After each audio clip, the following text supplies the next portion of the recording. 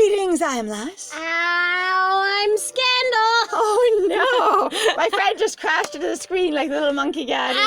Cammy, crunch. I totally ran into the screen. That's you totally betcha. it. Aha! Right. So And let's play a garden together. Yay! Let's try it. Let's be a warlock together. It's fun. Clearly. All right. So choose tropical centerpiece. Aye. From what? Like we don't know any of the things that we're in. We're gonna put a roll top desk in the middle of here to be great. Like part of my fear is actually that we're also, because we personally don't actually know what plants basically are from the same areas. Yeah, at all. I'm kind of concerned that we're picking plants that are really gonna obnoxiously not get along together, with each other. Like, whoa. Last bit of this garden ready? Last bit of this garden ready? Okay. I really don't want so much bare dirt in it. It feels weird. Like it feels kind of like compared to the clean, like brilliance of the earth one, this one feels very uncared for with the raw dirt on it. Right. All right.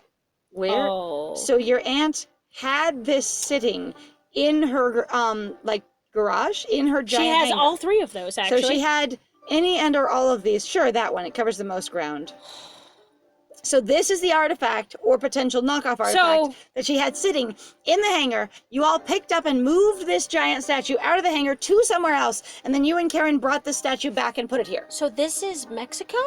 Her mother, her great aunt went to Mexico? I'm guessing. Because that's more Aztec Mayan. looking. Yeah. Aztec/Mayan. I think that's more Aztec, I think, than Mayan. Oh my God. But I won't say she that knocked all the bees out. They're all there on the planet, just completely like conked out on the ground, dying of oxygen deprivation. When the bees wake up, they'll really love this flower bed.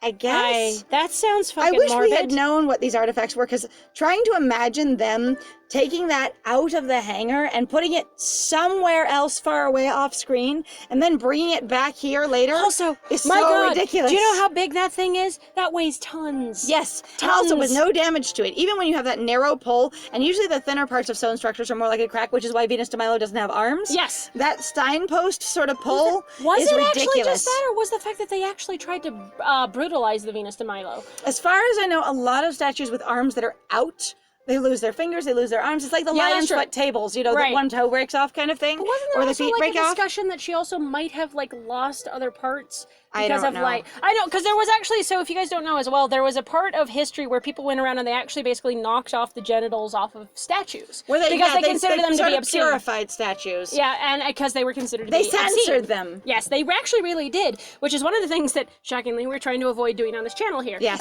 we don't want to censor things. All right, when the bees wake up, they'll really love this statue. The little crossed legs are kind of charming. Like, the statue's kind of fun. It is kind of fun, but I cannot tell where it's from. Nope. How do you know how to use that smoker on the bees? Actually, that's a question we kind of asked because... Well, you see, our Aunt Mary, a magical bee woman that she was, and the difference between using that smoker, there's still a bee flying around, you should freak out. Yeah. One bee flying around, they forgot me, as I say. And, like, using, like, the lavender scent to pull them away might be even better. Right. But, yeah. Aunt Mary taught me. She's kept bees for honey my whole life. Except she didn't... I mean, you didn't really seem to know her past, like, age...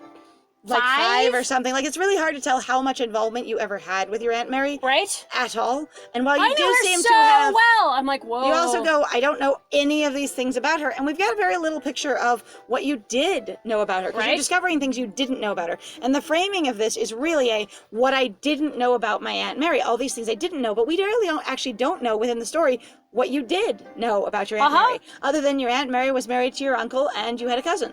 Except that apparently he's not actually related to you. So it's like, who is that? Why did we not pursue that? But you knew he was your cousin, and now you know he's just not your biological cousin, which seems like an interesting thing to like pursue if that's a piece of your childhood. Right. Like that seems like a mystery I'd want to figure out. That's a little weird. She talked to them, so now I talk to them too, because warlocks, you that's speak how they are. bee. Well, that was quite the bee move. Well, I'm not sure how they understand me, but I'm not sure they understand me, but I speak to them. They're like Pokemon. They feel what's in your heart. They understand what your feelings are. Oh my God, except for the fact that, like, if you actually look at the canon, at least performed, like, in the games, and also implied by the actual freaking anime. Yeah. That's not the Pokemon could totally freaking understand you. They just happen to go Bulba, Bulba, Pika, Pika, and they basically... All right. Can you teach me some bee? But you don't like bees, and you just were terrified of them, so this isn't about face. Honestly, now it's okay. comfortable with I have bees? seen sometimes some kids where you're like, you talk to them and then they go, okay, since you've given it to me in this controlled way, maybe I can then interact This with it. connection. No, I was just going to be like, that was It's just- strong about face. just frustrating, With very little connection between Yes. us. Just talk to them like you would a pet or someone you love. You would talk to someone you love like you would a pet. Yes. Because Because love those your things- pet. Or, to me, in that case, the way that that's done, that implies that they're on the same fucking level. Same level. You talk to your dad the same way you talk to your Hey, dog. Daddy, what are you doing today? You're such a good boy today. I'm Oh, such a good Daddy. dad. Come here, Dad. Come here. Daddy. Come here. Oh, Daddy, don't you pee on the carpet. Maybe it's based on the experience of what Lily has seen Karen doing so far. Oh, my And so goodness. there's experience of going, well, when you talk to Roxy, you're like, hey, Roxy, how you doing? When you talk to your dad, you're like, hey, Dad, how you doing? So just talk to like that. However, we haven't had that connection because we don't really have a lot of insight of Lily's I head will at admit, all. though, I have So been I that don't asshole know. that even in, like, where hindsight, I have used that phrase before. So this is not to shit on anybody for using that, because sometimes you just go, well, you know, you just talk to them like you would a person or a dog. Like you're just someone trying you to- love, you be gentle with them. Right. Yes. I would You say be it's nice to them. But I feel like it's probably one of those things of being like, grammatically, you should probably be, like, to get your point across Divide better. it a little bit better. Yes. Like one or the other, not both. Right? I mean, there was a comma in between I know, those I two, know. but I just was like, I don't know. Hey, beers. You stink! You smell real bad! Huh? I don't understand this character. That doesn't make any sense. Like, you're horrible creatures, but I've learned how to talk to you. Would you say that to your dad or your dog? Honestly, I've performed that experiment before. What? Where you just talk to your animal and go, oh, you're such a dumbass. Look at that dumb. Hello, stinky dum dum. And they're like, I love you. Your voice sounds so happy. Uh-huh. And then you... And then they understand your feelings, which is that you're very entertained, and then you confuse them for whatever language they did understand. Right. Ah, Hi. What? That's how I talk to Roxy. it's true. Why? You do. Hang on. Stop the fuck. Hold the fuck on. Hold. Why do you say hold, Roxy? Hold. That was what I was gonna say. Hang on. You It just occurred to named me. your dog Dog. Why would you call one the dog? And if you're so possessive of things and you're so interested in being yourself and you're very concerned about what you like and who you are, why wouldn't you call your dog, which is what you named them? And also, That is the problem I have. So even on the publisher's website, if you go to the Tapjoy or Tap whatever it is. Telltale Games. No. Tap something is who made this. Oh, I thought it was. Tactile. Tactile. There we Not go. Telltale. Tactile. Oh my god, I can't remember shit. Okay. Telltale Tactile. Games with a beating heart. It's fine. Anyway, all right. So, on Tactile Games, they describe Luke as a man who owns a dog named Roxy. And it's like, he isn't a doesn't. man who owns a dog named Roxy. He's a man who owns a dog named Dog. Because he said it's even not his dog. He says it's his daughter's dog and that it's named Dog. Yes. So as a child, if I showed up and my pet was then being called something else, I would be offended. asking why. And in fact, this did happen to me once, and I was very offended. And maybe everyone doesn't have this experience, but when I was living at home, I had a cat that followed me home one time, a feral cat, and they were quite young. And I asked my mom if we could keep them, and so we got them, we got them taken care of. We got them off to a vet and everything like that, and we adopted this cat. And they had brilliant blue eyes and white fluffy fur. They looked to me like a cloud in the sky, right? Uh-huh. And so I'm like, I named them Sky. So my cat was named Sky. And then after I moved out and my mom got remarried, my new stepdad renamed the cat because they're like, well, the cat doesn't act like a cat. They act like a dog. So the cat's name is Dog. What? And so the cat don't at remember my you telling me mom's this story. house, the one that's there now, used to be named Sky. And I brought him there. Yeah. And my stepdad said his name is Dog. Even my mom is, his name is Dog now. He had been Sky for years.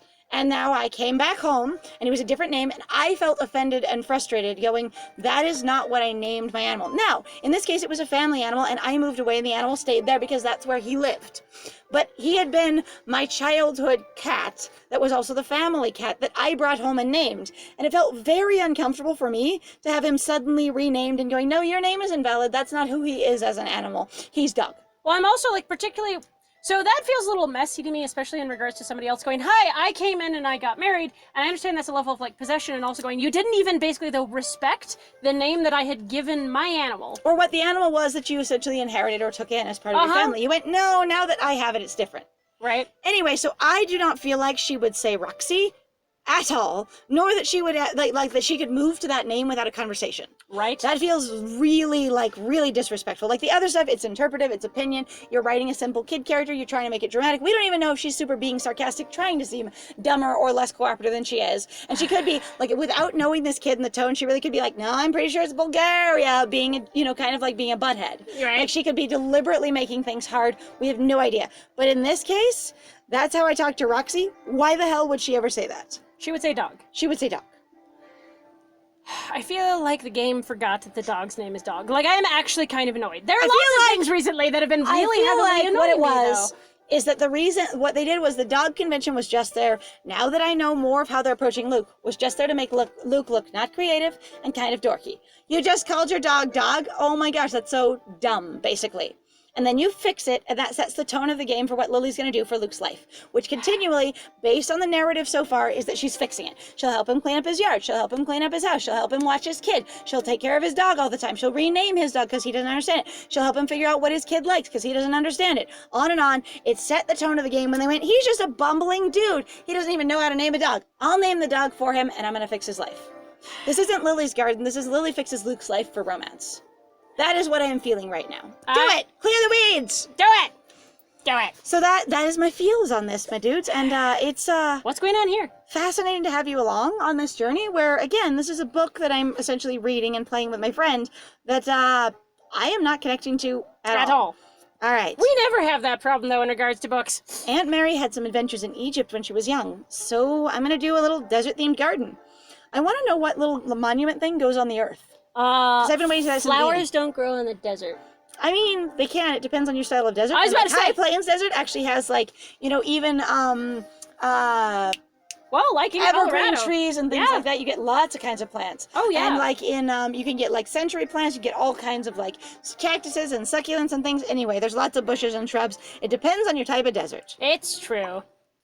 But lots of plants go in the desert. Hey. Cactuses, acacias, succulents, palms. But again, if you're talking Egypt, in the parts of Egypt that are commercially shared throughout the movies, nothing grows there. It's sand dunes and pyramids for miles, which doesn't actually exist, but that's Yes. okay. All right. And when I say it doesn't actually exist, what I mean is you don't just have tons of pyramids all lined up in a great display with nothing but sand dunes for thousands of miles. Part of my brain wants to be like, all right, y'all, we need to go do like a quick list of like all the plants that grow in Egypt. Right? Because I feel like the stereotype is super strong Also, and needs to be dropped a Egypt bit. is not this big. Egypt is enormous. Egypt is a large place of going all the plants that grow in all of Egypt, but which part of it are we exemplifying? Also, if I remember correctly, Egypt is one of the few places in the world, now I might have this wrong, where actually the Nile runs in the opposite direction of what people normally expect rivers to run. Okay. So on the world map, right? Most, as far as I understand, and again, this could be me misremembering, so I do apologize. Okay. Where basically they talk about that most rivers run from north to south. Okay. That like even in regards to the United States, right? The Colorado River tends to run basically northerly down to a southerly experience, right? Okay. With the Missouri and the Great Colorado River, most of them that's where they start, but they flow towards basically towards Texas and Louisiana. They flow towards that area, right? Okay. But the freaking Nile River goes up. Okay. And they're like, it's one of the very few, if not like the only rivers that do it. Like, it's a weird thing of nature where they're like, we don't know why, but that's the direction the water runs. So it's wild. something I'm not familiar with could be interesting. That would be a thing to look into. Yes. All right. So that's what we're going to plant here. As soon as we get these weeds out of here. They both look grumpy. Ah. Yeah, get out of here, weeds. You really do seem like you're about 4. You do. You feel like you're being written, like, unless we're totally, like, they're trying to go for a specifically different tone and it's meant to be some kind of, like sarcasm or, again, like, performativeness that is just, your character doesn't feel deep enough for us to access at all. Then it's like, you feel like you're being written like a 4-year-old. And you'd be fine as a 4-year-old. You'd be great. You'd be fantastic as a 4-year-old. Yep. She ran into the weeds. So you are your child's father, your dad's child of just death to everything. Whoa! You're kidding. That's not just weeds, my dude. Transforms the entire ground. Terraforming. We terraform the sun. We honestly though, that's what we've lots been of doing. weeds, a lot of magic, some terraforming later. What else would you not do, with your... Honestly, I still really want that. Like, have a gardener warlock. That would be badass as all hell. I'm still for it. I'm like, okay, next time I play a D&D, I'm gonna, if I'm running the world, there's going to be a gardener warlock and they're going to be important to the story. It's okay. And then if I'm not, that's who I'm going to play. All It'll right. happen. There. Now we can start planting some flowers.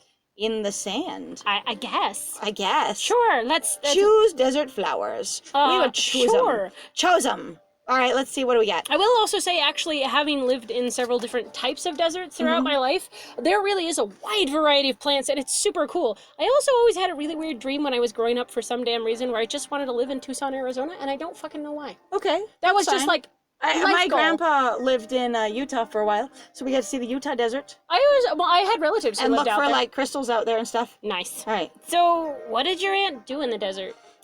For me, I'm disappointed with the sand. I'm just gonna say, as far as the sand dune running under the curb here. I was about to say, they look like they were like, here's the one layer, and then boink, and then we stuck it under. What I did was I drew a sand experience, and then you just basically cut a hole and patch this and put it underneath all this. That was the sort of problem that I was having with some of the like tiling in the walkway earlier. Right. Just going, it doesn't look like it's actually there because of the way it cuts through, and the edge of it being over top of the sand dune just ruins it for Now, me. I will say, for me, it reminds me of the interesting textures you can actually see in the movie, or in the series Gankutsuo. Okay. So you want to see a really cool anime, you guys, or one that might, so like when I first watched it, a gave me kind very of a headache. visually cool anime. Yes. Story is open to interpretation. But Yes. It's artistically beautiful. Yes. And they do this really cool thing where all of the clothing is made with patterned paper, like behind the animation cells. Right. So as they move along, the it's pattern moves along. Not animation cells. So the thing is it was literally done basically in a digital program where they just had basically the characters walking over different layers. And they Okay. had all different layers for... But the layer just stayed in place, so they just moved Yeah.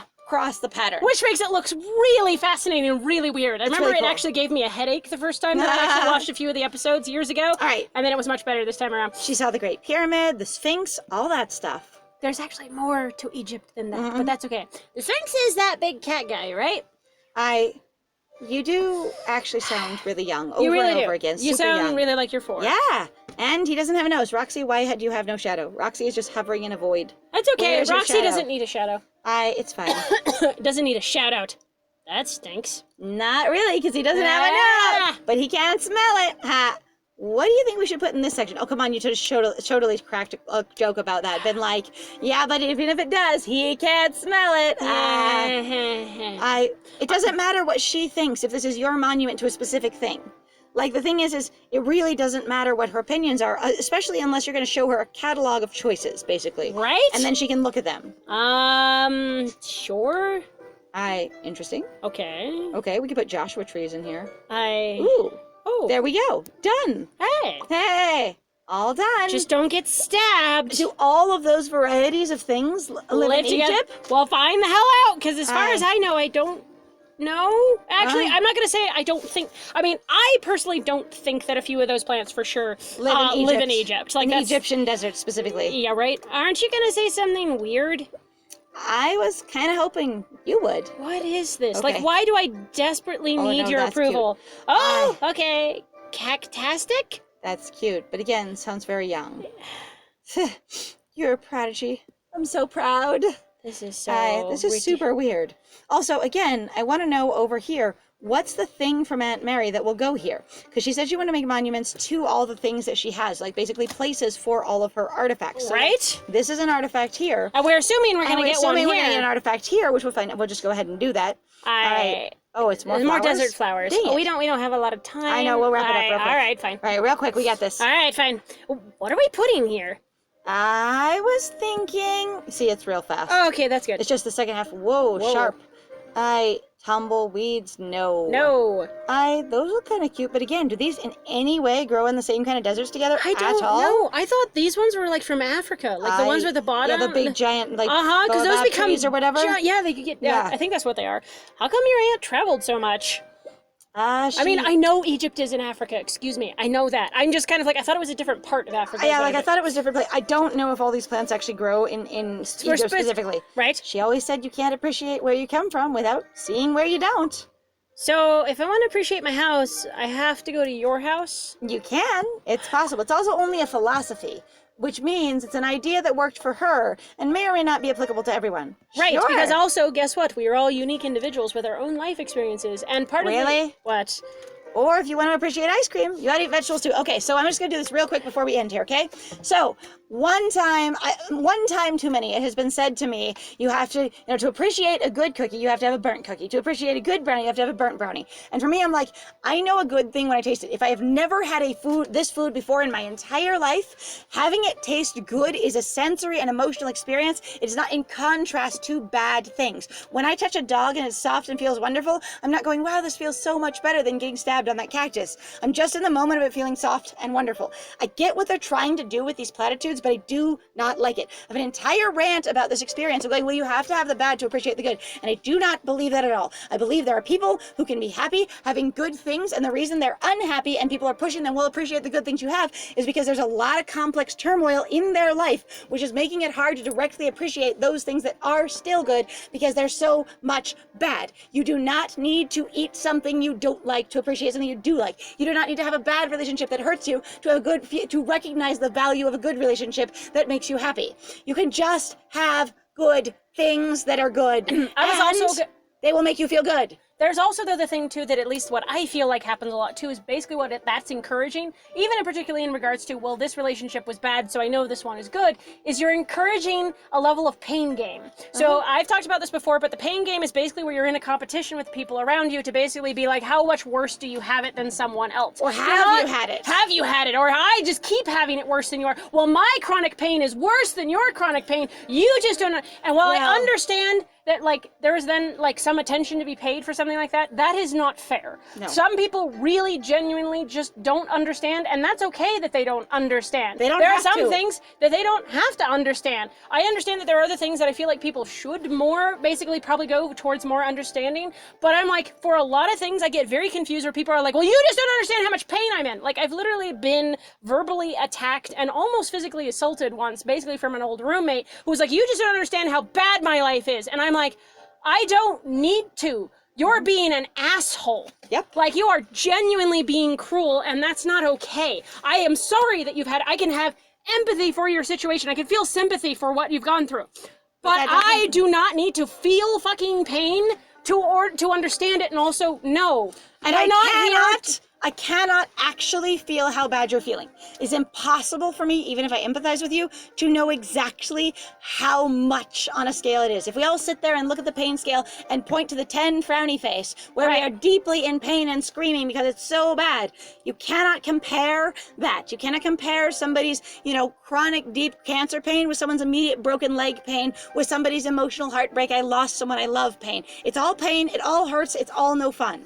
Right. Nobody's is better pain than the other's person, or more valid pain. They're different pain. The bee sting hurts, the cactus spike hurts, stubbing your toe hurts. All valid. Anyway. This is not about invalidating. If you want to appreciate ice cream, you gotta eat vegetables too. Yeah, Except for you're also contrasting those against each other as if the vegetables are bad. Vegetables taste great. Screw you. Actually, I've met so many little kids that try and eat vegetables because that's what their parents are eating to try and be healthy. And their parents are like, no, this is my food. Eat your food. Like, I've seen so many parents stop their tiny little kids going, you cannot have this. And then later when they're like, eat the vegetables I've given you, the kid's like, no. Right. It's a food division that causes a lot of it. It's ridiculous. Amy Rant was wrong. Aha! All right. Well, thank you so much for joining us. We appreciate it. If you like what we do, please feel free to like, comment, and subscribe. And also, if you want to support us, please feel free to go check out our Ko-Fi and our Patreon. We got some links in the description down below. And I have been Scandal. And I have been Lies. And it was great playing with you. Bye!